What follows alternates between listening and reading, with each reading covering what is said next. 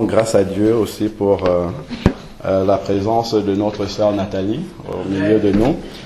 Si vous vous souvenez, une fois, lorsque la sœur Guylaine avait demandé qu'on prie pour ses enfants, parce qu'elle avait peur pour l'enlèvement pour ses enfants, et le Seigneur m'avait mis à cœur son témoignage que j'avais lu sur le téléphone. Donc, comment le Seigneur était intervenu dans sa vie pour l'amener à la conversion, à la nouvelle naissance. Et nous nous réjouissons de sa présence au milieu de nous. Bien-aimés, vous savez que nous vivons actuellement les temps qui sont les temps de la fin.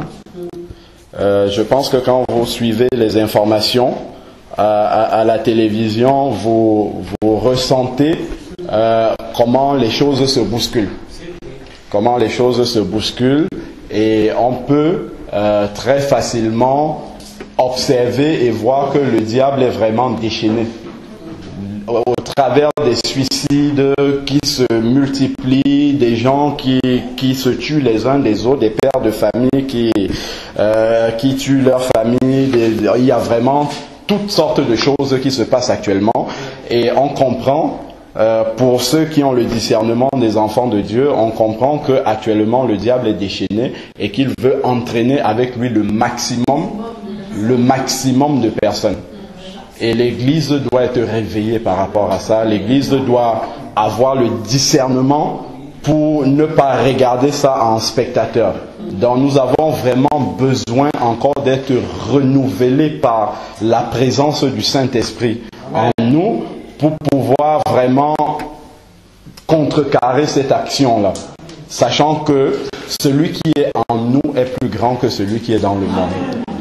Nous ne devons pas rester comme des spectateurs parce que le Seigneur a mis en nous beaucoup de choses que nous pouvons, beaucoup d'armes que nous pouvons utiliser justement pour contrecarrer les plans de l'ennemi et amener un maximum de personnes au Seigneur. Parce que tous ceux qui ne sont pas sous le sang de Jésus sont en danger actuellement. Ils sont vraiment en danger actuellement. Et pour cela, on avait commencé une étude sur le baptême dans le Saint-Esprit. Nous avons vraiment besoin de revenir au modèle biblique.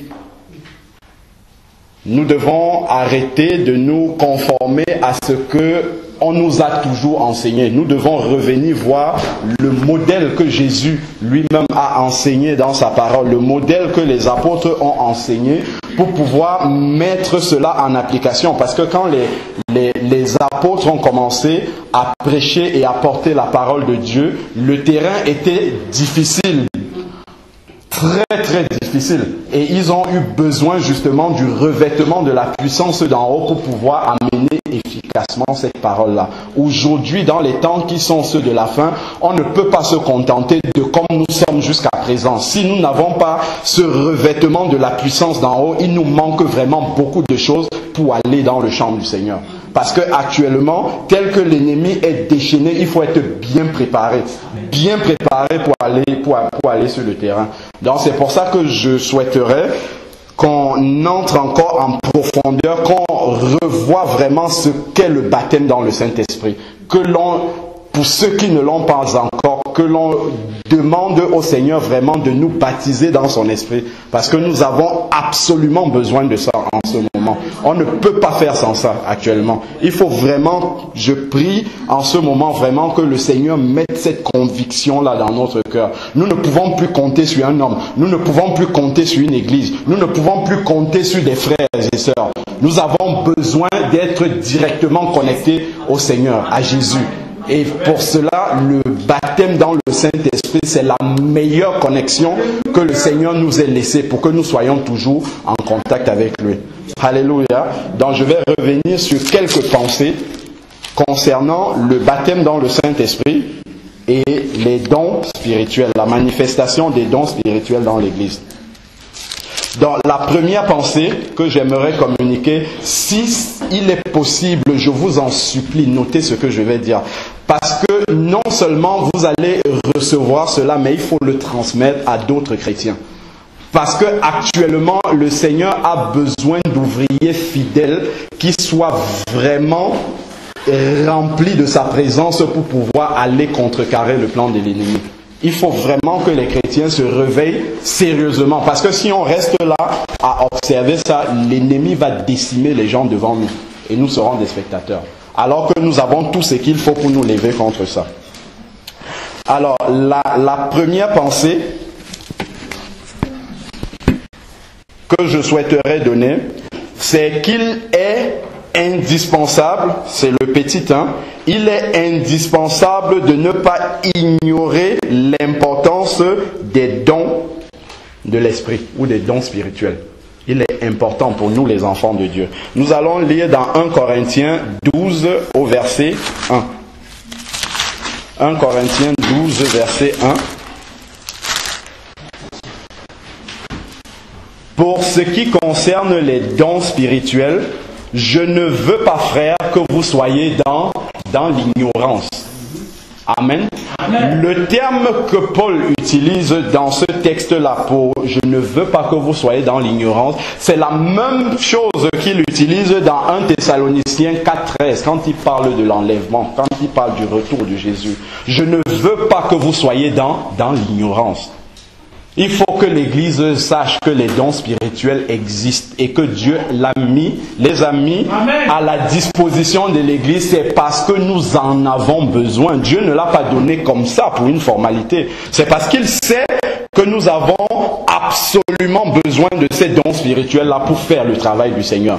Et c'est pour ça que Paul crie, je ne veux pas que vous soyez dans l'ignorance. Ne l'ignorez pas, Église de Dieu. Il ne faut pas ignorer que les dons spirituels existent. L'Église ne peut pas marcher sans ça. Si on croit que par nous-mêmes on peut arriver à quelque chose, on ne peut pas, c'est pas possible. Malheureusement, beaucoup d'entre nous nous sommes mis ça dans la tête qu'on peut essayer simplement comme ça par nos prières, ainsi de suite. C'est bien la prière, mais en plus de ça, le Seigneur a donné autre chose pour aller beaucoup plus loin. Amen. S'il y a quelqu'un qui veut absolument que nous ignorons ce que Paul est en train de nous dire, c'est le diable. Le diable veut aveugler l'Église pour que l'Église oublie les armes que le Seigneur a données. C'est pour ça qu'aujourd'hui, dans beaucoup de milieux chrétiens, on ignore totalement que ça existe. Il y a carrément toute une frange de l'Église qui rejette carrément alors que c'est dans la parole de Dieu. Amen. Amen. Nous lisons dans Luc 3, du verset 21 au verset 22. Luc 3, verset 21 au verset 22.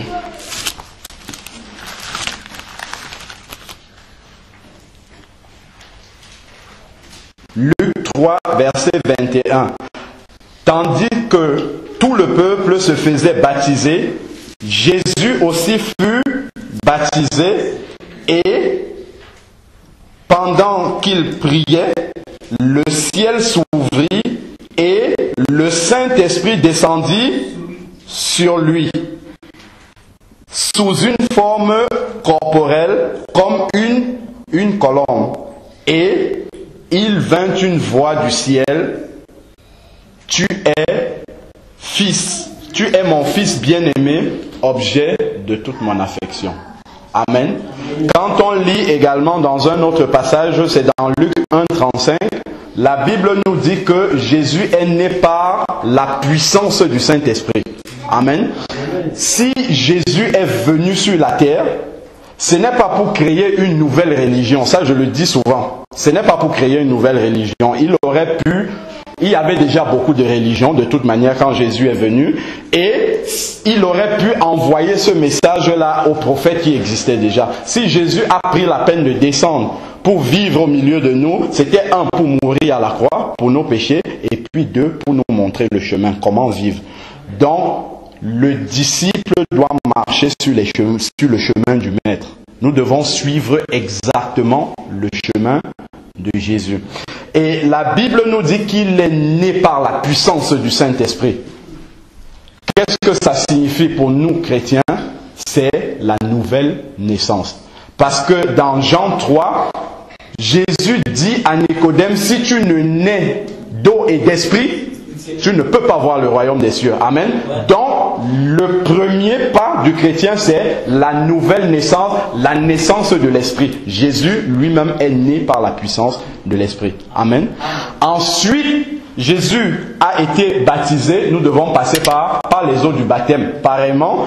Et la Bible nous dit que le Saint-Esprit est descendu sur Jésus quand il s'est fait baptiser sous la forme d'une colombe. La colombe est descendue sur lui. Quand vous lisez dans Acte 1:8, la parole nous dit « Ne vous éloignez pas de Jérusalem, car une puissance descendra sur vous. » Vous serez, il parle du baptême dans le Saint-Esprit. Amen. Donc ici, la colombe qui descend sur Jésus, c'est l'image du baptême dans le Saint-Esprit.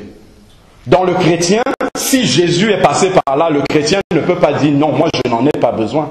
Amen. Et lorsque on lit tout de suite après, c'est dans Luc 4 au verset 14, la Bible nous dit Jésus retourna en Galilée avec la puissance du Saint-Esprit. Maintenant, il était revêtu de la puissance du Saint-Esprit et sa renommée se répandit dans toute la région. Vous voyez le chemin par lequel Jésus même est passé avant de commencer son ministère. Il n'a pas commencé à prêcher comme ça aux gens par lui-même. Il est passé par les eaux du baptême. Il a attendu la puissance d'en haut. Il a été baptisé. Lui n'a pas été baptisé dans le Saint-Esprit comme nous, mais c'est l'image du baptême dans le Saint-Esprit qu'il veut nous montrer. Ce n'est qu'après ça qu'il allait commencer le ministère. C'est exactement le chemin qu'on doit suivre. Mais nous, on arrive, on se dit, de toute manière, il y a un chemin qui a déjà été tracé par l'Église et on suit le chemin. Il faut revenir au modèle biblique. Nous sommes à la fin des temps, nous devons observer comment est-ce que Jésus lui-même a marché. Et c'est le même modèle qu'il a prescrit aux apôtres. Il a dit, ne commencez pas le travail sans avoir reçu la puissance d'en haut. Amen. Donc nous ne pouvons pas faire autrement. Nous devons rester dans la présence du Seigneur pour recevoir cette puissance-là. Et la Bible nous dit, toujours restons dans Luc 4, à Luc 4:1, la Bible nous dit, Jésus, rempli du Saint-Esprit, revint du Jourdain et fut conduit par l'Esprit dans le désert où il fut tenté par le diable pendant 40 jours. Il ne mangea rien durant ces jours et quand ils furent achevés, il eut faim. Alors le diable lui dit, si tu es le Fils de Dieu, dis à cette pierre de devenir du pain.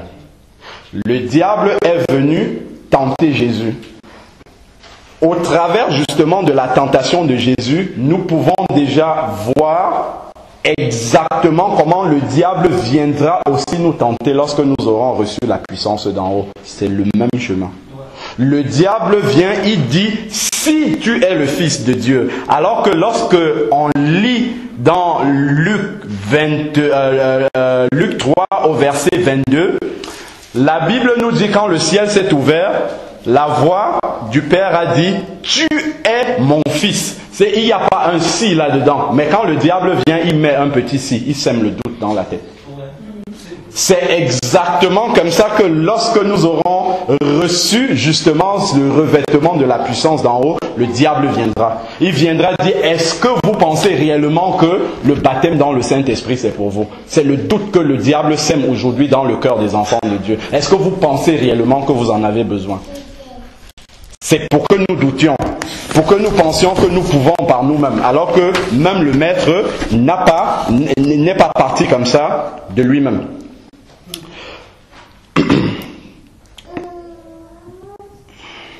Alors, ici, au travers de cela, on voit exactement que c'est la situation que nous vivons dans l'Église. Concernant le baptême dans le Saint-Esprit. Il y a les églises dites non charismatiques qui rejettent carrément ça, qui disent que ça ne vient pas de Dieu, parce qu'elles ont accepté le doute du diable. C'est dans la parole de Dieu. Là, on n'est pas en train de lire une autre Bible. On lit la même Bible pour tout le monde. Et nous voyons que le diable utilise même la parole de Dieu. C'est dans Luc 4 du verset 9 au verset 10. Le diable le conduisit encore à Jérusalem, le plaça sur le haut du temple et lui dit, si tu es, il continue avec le doute, si tu es le Fils de Dieu, jette-toi d'ici en bas car il est écrit. Donc le diable cite la parole de Dieu. Aujourd'hui, il utilise la même parole de Dieu pour dire aux enfants de Dieu que le baptême dans le Saint-Esprit ne sert à rien. Le parler en langue ne sert à rien. Je vais vous donner des passages qu'on utilise souvent pour dire aux enfants de Dieu que ça ne sert à rien d'être baptisé dans le Saint-Esprit. Nous lisons dans 1 Corinthiens 13, du verset 8 au verset 10. 1 Corinthiens 13, du verset 8 au verset 10. L'amour ne succombe jamais. Que ce soit les prophètes, les prophéties, elles seront abolies. Les langues, elles, cesseront. La connaissance, elle sera abolie. Là, il parle de la parole de connaissance. Car c'est partiellement que nous connaissons et c'est partiellement que nous prophétisons. Mais quand ce qui est parfait sera venu, ce qui est partiel sera aboli. On utilise ce passage-là pour dire en fait que les dons spirituels, c'était au temps des apôtres et c'était pour arriver à ce qui est parfait. Et pour eux, ce qui est parfait, c'est la Bible. Ils avaient besoin de ce revêtement de la puissance de Dieu pour réussir à écrire la Bible. Et après ça, c'est fini. Or, le passage ne le dit pas. Ce qui est parfait ici, il s'agit du retour de Jésus. C'est quand Jésus va revenir que tout deviendra réellement parfait. Est-ce que vous pensez que dans le monde dans lequel nous vivons, tout est parfait? Pas du tout. Pas du tout. Pas du tout. La Bible, dans 1 Corinthiens 14, 3, 1 Corinthiens, c'est juste après.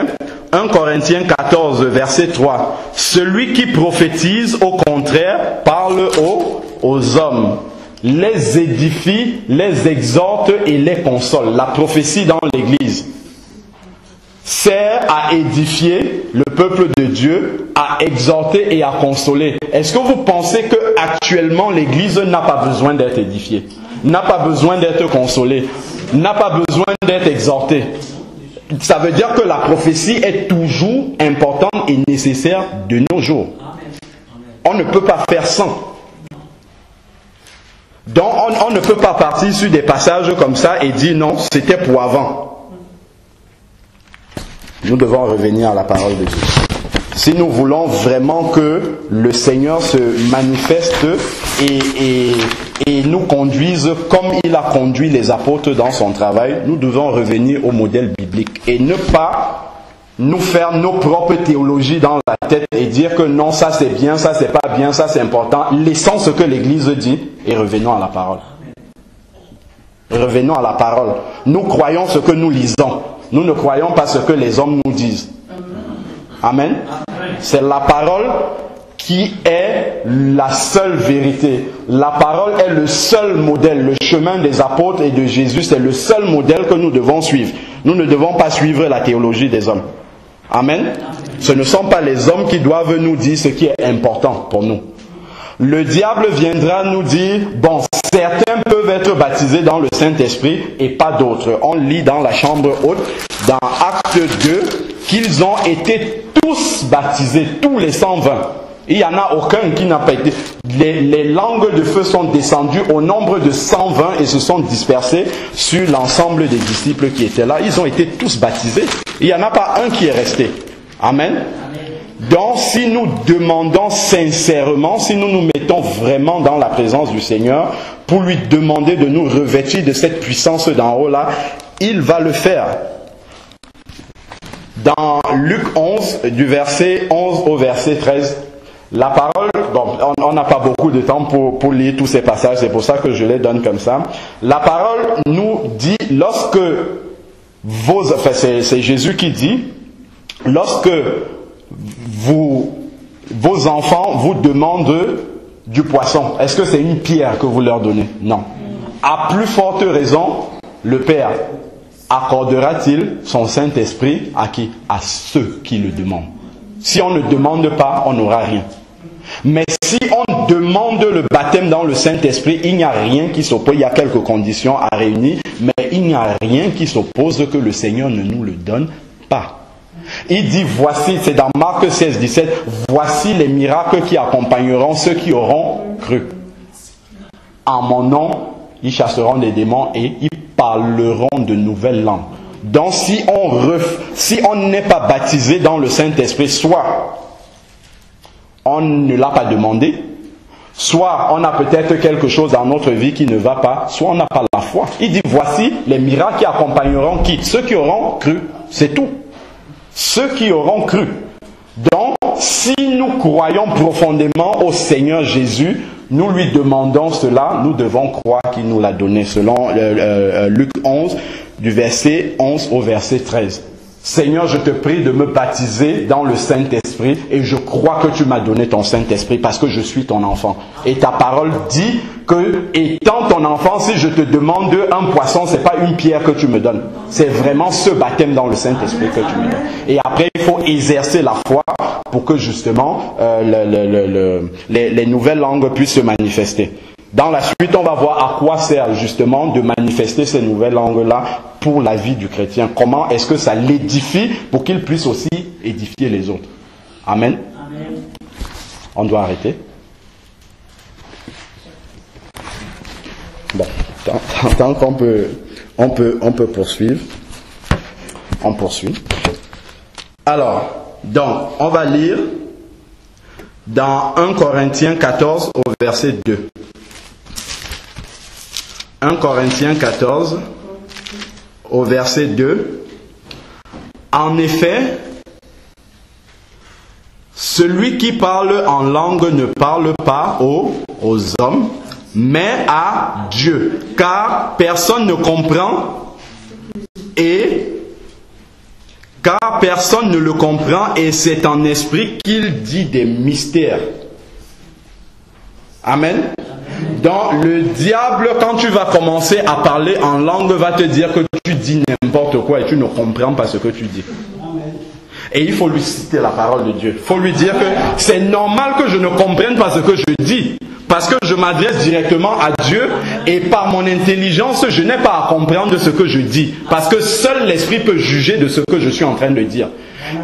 On voit justement quand Jésus a été tenté dans le désert qu'il a toujours répondu au diable par la parole de Dieu. Donc nous devons être remplis de cette parole-là pour répondre au diable et lui dire, parce que si on n'a pas cette parole-là, même si on est baptisé dans le Saint-Esprit, on va avoir peur justement de la manifestation de la puissance de Dieu en nous, mais il faut avoir les versets bibliques pour repousser les assauts du diable. Quand il viendra, il faut avoir des versets pour lui dire non, il est écrit que ce n'est pas moi, je n'ai pas à comprendre ça, c'est Dieu qui comprend ce que je dis. Amen. Donc, là, toujours dans 1 Corinthiens 14, au verset 14, il dit, 1 Corinthiens 14, 14, je prie, car si je prie en langue, mon esprit est en prière, mais mon intelligence demeure stérile. C'est-à-dire que mon intelligence n'a pas à être stimulée pendant que je prie en langue, parce que je n'ai pas à comprendre ce que je dis. C'est à Dieu que ça s'adresse. Dans ça, nous devons le comprendre pour pouvoir non seulement répondre à ceux qui dénigrent ce don spirituel, mais aussi pour répondre au diable. Parce que ceux qui dénigrent ce don spirituel-là, c'est le diable qui injecte ces pensées-là en eux pour qu'ils puissent le dire, pour qu'ils puissent nous empêcher d'exercer un don que Dieu a donné. Pourquoi? Parce que le diable sait que celui qui commence à manifester la puissance de Dieu comme ça, par le parler en langue, devient très très très dangereux pour l'ennemi. C'est pour ça qu'il n'aime pas ce don spirituel-là. Et tous les autres d'ailleurs. Parce qu'il sait que ceux qui ont réellement compris surtout à quoi ça sert, parce qu'on peut l'avoir, mais sans l'utiliser parce qu'on ne sait pas à quoi ça sert. Mais ceux qui savent réellement à quoi ça sert sont hyper dangereux pour le diable. Et c'est pour ça qu'il ne veut pas que nous sachions quelle est la puissance justement qui est attachée à ces dons-là. C'est pas pour rien que justement les apôtres ont enseigné dessus. Le diable veut nous faire penser que, en fait, dans le 1 Corinthiens 14, Paul dit de ne pas parler en langue. Quand on lit, on a l'impression que c'est ce qu'il dit, mais c'est parce qu'on ne lit pas, on ne médite pas correctement. En fait, dans le 1 Corinthiens 14, Paul vient donner la discipline de l'exercice du parler en langue. Il ne vient pas dire ne parlez pas plus que d'ailleurs. Au verset 39 du chapitre 14, qu'est-ce que Paul dit? Verset 39. Ainsi donc, frères, aspirez à prophétiser et n'empêchez pas. Amen. N'empêchez pas de parler en langue. Amen. Nous avons un autre passage, toujours dans le même chapitre, au verset 18, 1 Corinthiens 14, 18. Paul dit, je rends grâce à Dieu de ce que je parle en langue plus que vous tous. Et les Corinthiens, parmi tous les chrétiens de la Bible, étaient ceux qui parlaient le plus en langue. Et Paul rend grâce à Dieu de ceux qui parlent en langue encore plus qu'eux. Ça veut dire que ce chapitre-là n'est pas pour interdire le parler en langue. Au contraire, c'est pour enseigner comment pratiquer le parler en langue. Parce que ce qu'il faut comprendre, c'est que lorsqu'on est baptisé dans le Saint-Esprit, on reçoit le don des langues. Ça se manifeste par le don des langues. En fait, quand vous lisez dans Acte 2, dans Acte 2, je vais vous expliquer ça un peu rapidement. Alors, dans Acte 2, c'est le jour de la Pentecôte.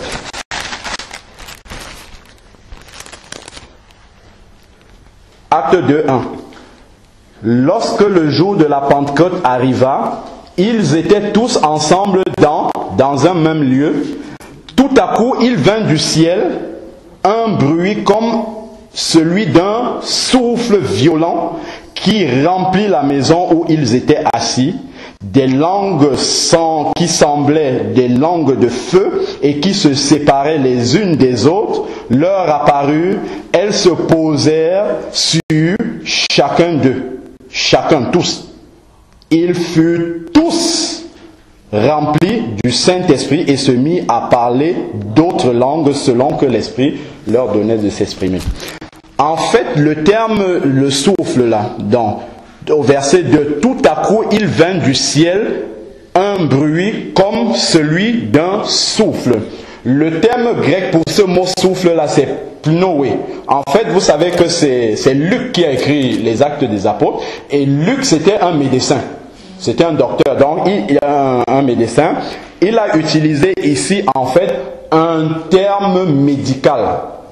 Quand un enfant vient de naître, quand il sort du ventre de sa mère, généralement, on lui donne une petite tape comme ça dans le dos pour qu'il respire, pour qu'il fasse qu'il respire ou qu'il pleure, voilà. Et pour qu'on sache qu'il vit correctement. Le mot pneu ici, en fait, c'est la tape. C'est comme la tape de Dieu. Quand le souffle descend, Dieu tape. Qu'est-ce qu'il faut faire? Il faut réagir, il faut que ça sorte. Amen. Il faut que ça sorte. Faut que ça sorte. C'est pour ça justement que quand on est baptisé dans le Saint-Esprit, il y a quelque chose qui montre réellement que ça s'est produit. Amen. Donc nous devons vraiment rechercher ce don spirituel là. Donc lorsqu'on est baptisé dans le Saint-Esprit, la première manifestation c'est le don des langues, et ce don là sert à glorifier Dieu. A dit des mystères, parce que notre langage humain est pauvre par rapport à la dimension, à la grandeur de Dieu. Donc il y a des aspects de Dieu que le langage humain ne peut pas dire. Et c'est en esprit que nous devons rendre justement gloire à Dieu par rapport à ça. C'est pour ça que Dieu nous donne des langues. Et ça sert pour le culte personnel. Quand nous sommes en train de prier personnel, tout seul, nous rendons grâce à Dieu en langue. Maintenant, il y a un autre don spirituel qui est le don des langues que Dieu donne pour prophétiser dans l'église. Par exemple, nous sommes en assemblée, on dit élever la voix. Il y a une personne, c'est bon, une personne qui prie et tout le monde se tait et on dit Amen, Amen quand la personne prie. Il y a quelqu'un qui peut se lever tout seul et il prie en langue. À ce moment-là, il faut s'arrêter et il faut qu'il y ait une interprétation. Vous voyez la différence entre les deux. Il y a un don des langues que tout le monde reçoit au moment du baptême dans le Saint-Esprit, qui sert pour son culte personnel à glorifier le Seigneur. Il y a un deuxième don des langues maintenant que Dieu accompagne de son interprétation. Et ça s'exerce dans l'Église. Quand quelqu'un parle en langue comme ça, il donne l'interprétation et c'est souvent une prophétie qui sert justement à exhorter, à édifier et à... Qu'est-ce que la parole? À édifier, à exhorter et à consoler l'Église. Donc c'est pas le don des langues qu'il ne faut pas pratiquer parce qu'on dit s'il n'y a pas d'interprétation. Non. Il y a le premier don des langues que l'on reçoit le jour du baptême dans le Saint-Esprit. On n'a pas à l'interpréter parce que ça s'adresse à Dieu directement. Mais le deuxième don des langues qui s'exerce dans l'Église doit être interprété. Et justement, dans le chapitre 39, Paul demande de ne pas pratiquer le premier don des langues dans l'église. Parce que si on est tous là et qu'une personne parle en langue, qu'on ne cherche pas à comprendre ce qu'il dit, ça ne nous édifie pas. Mais dans son culte personnel à la maison, il dit des mystères à Dieu, il peut adorer le Seigneur en esprit sans chercher à comprendre ce qu'il dit. Donc c'est ça qu'on n'a pas bien compris et on dit, oh, c'est le diable qui fait ça. Il dit, oh, vous avez lu en Corinthiens 14, Paul dit non, il ne faut pas prier en langue, il faut pas. C'est simplement qu'il dit, il faut le faire dans l'ordre. Dans l'ordre. Amen. Amen. Donc c'est vraiment ça que nous devons comprendre profondément et éviter d'être séduits par le diable. Parce que le diable utilise la parole de Dieu, malheureusement, pour nous séduire. Maintenant, l'autre frange de l'église, qui est dite église charismatique, ce sont des églises qui ont accepté les dons spirituels, les dons des langues, mais par contre, là aussi le diable ne les lâche pas, parce que le diable est là pour faire en sorte justement que ces églises-là pervertissent le don même de Dieu. Et c'est pour ça qu'on va retrouver par exemple des gens qui disent avoir été baptisés dans le Saint-Esprit, mais qui n'obéissent pas à la parole de Dieu. Alors que quand on lit dans Actes 5, 32, la Bible nous dit que le Saint-Esprit est donné à qui? À ceux qui lui obéissent. Donc quand on est baptisé dans le Saint-Esprit, on grandit dans l'obéissance. Romains 1, 4 dit que le Saint-Esprit, que l'Esprit de Dieu est un esprit de sainteté. Donc normalement, lorsqu'on est baptisé dans le Saint-Esprit, plus grande est la sainteté dans notre vie. On devient plus sensible aux moindres péchés de notre vie. Et on avait lu, c'était dans Éphésiens 5 ou 6, les armes spirituelles de chrétiens. Et on voyait justement que les différentes armes spirituelles que Paul citait, c'était la justice, c'était la foi, c'était marcher dans la vérité. En fait, c'était la sainteté qu'il était en train de nous enseigner. Et c'est ça qui est le meilleur bouclier qui nous protège contre le diable. C'est pour ça que le diable ne veut pas que nous soyons baptisés dans le Saint-Esprit. Parce qu'il sait que si on est baptisé dans le Saint-Esprit, on sera plus sensible au péché, on va grandir dans la sainteté et il ne pourra pas nous attaquer. C'est pour ça qu'il veut nous voiler les yeux là-dessus. Il fait tout pour qu'on ne comprenne pas, qu'on ne sache pas comment ça marche et qu'on ne s'intéresse même pas à ce don-là. Et pour que nous soyons faibles en fait dans le ministère que le Seigneur nous confie. On retrouve de la même manière certaines personnes, la sœur Vierge nous avait donné un témoignage par rapport à ça, certaines personnes qui veulent vendre le don de Dieu. Il faut payer pour qu'on prie pour que tu sois baptisé dans le Saint-Esprit. Alors que la parole nous enseigne dans Acte 8, du verset 18 au verset 24, Simon le magicien qui a voulu acheter le don, Simon le magicien qui a voulu acheter le don de Dieu et les apôtres lui ont dit que tu périsses avec ton argent. Amen.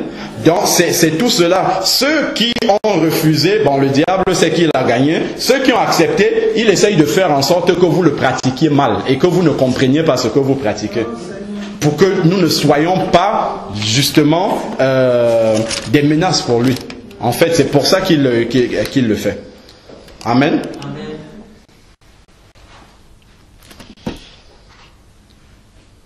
Donc, dans l'un et l'autre des cas, l'Église d'une manière ou d'une autre, acceptent le mensonge du diable, le doute que le diable vient mettre dans notre tête. Les uns disent on rejette, les autres disent on accepte mais ils pratiquent mal. Donc dans tous les cas, qui est gagnant, c'est le diable. Le diable est gagnant, malheureusement. On avance encore bien. Parce que si on ne m'arrête pas, je vais continuer. Hein?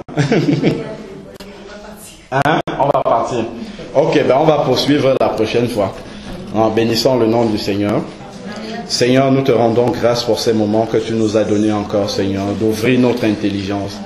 Seigneur, ta parole dans Paul disait qu'il prie pour les